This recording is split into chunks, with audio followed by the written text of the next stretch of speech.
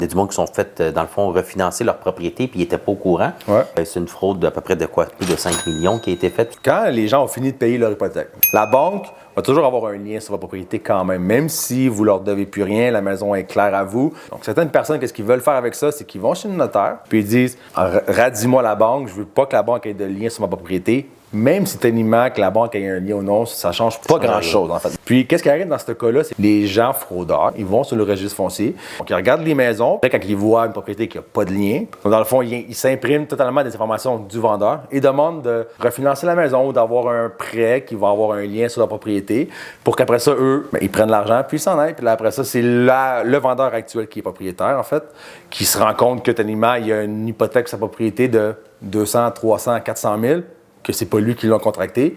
Donc là, après ça, il se retrouve à avoir justement s'avoir fait frauder de plusieurs centaines de milliers de dollars. Qu'est-ce qui peut diminuer le fait de se faire frauder de cette manière-là? C'est de garder le lien de la banque sur sa propriété. Ou si vous voulez vraiment l'enlever, d'avoir une assurance titre. L'assurance titre ne va pas contrer la fraude, mais va vous rembourser. Puis ça va vous aider à récupérer votre propriété et puis payer les dommages qui est arrivé. Ça s'appelle une assurance titre.